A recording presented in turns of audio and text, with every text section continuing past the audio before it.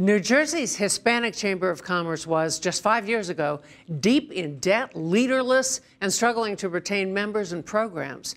Today, it has more than 2,500 members, more than any other chamber in the state, and the volunteer who put in some 6,000 hours to get it there has received the 2017 Jefferson Award.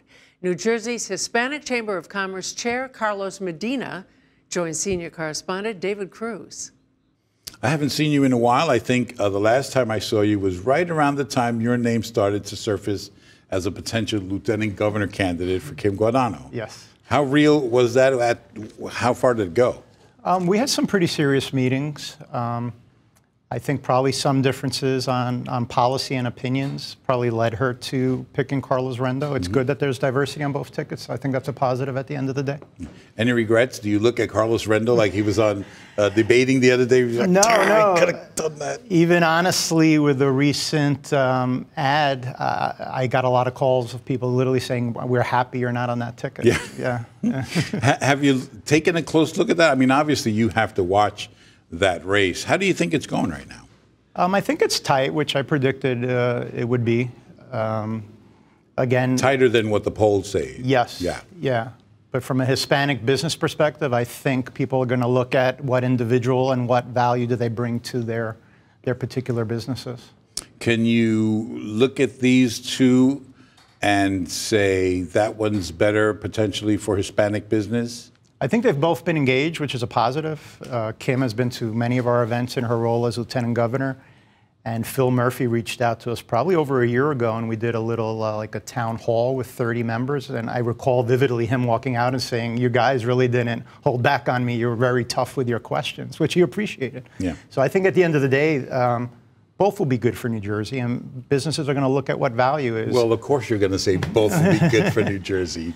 But she has, at least in her role as Secretary of State, with the charge of encouraging business growth, has had more direct connection to New Jersey business, yeah? Sure. And she's been to a lot of our events, definitely. Yeah. Is there any policy position on either side that your organization, the New Jersey Hispanic Chamber of Commerce, would be opposed to? We encourage investment in small businesses and educating small businesses and helping grow small businesses. I don't know that either of them have spoken publicly about it, but each have privately spoken about the continuation of some of the grants that help spur entrepreneurship in New Jersey.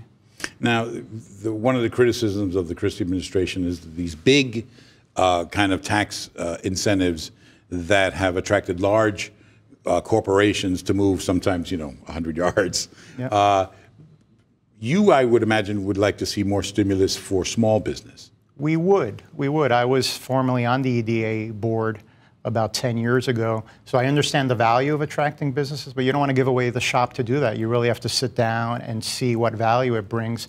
And yes, quite often it's at the detriment to a small business who's not savvy enough to hire that attorney and go through the process of getting whatever the amount is per new employee brought to the state. There's a recent study out by Bank of America that talks about the state of Hispanic business in New Jersey. What is the state of Hispanic business? Well, good news. We've grown to 119,000 Hispanic-owned businesses in New Jersey. The guesstimate is they contribute $20 billion a year annually to the New Jersey economy. What did these numbers find, aside from that the numbers are up? What are they finding about the level of confidence in? They're optimistic. Hispanic businesses are optimistic that the economy is going to improve, that they're going to hire new employees, that their revenues are going to grow.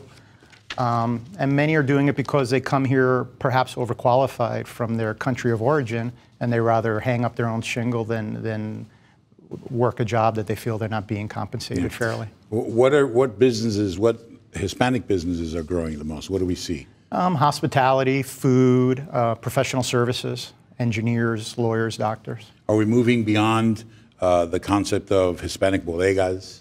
Yeah, definitely. That's a perception, but there's a lot of professionals. If you come to one of our events, the level of business is quite savvy. How does a study like this, which shows all the arrows seemingly pointing upward, how do they affect the way you guys handle your business? I mean, does it make it easier?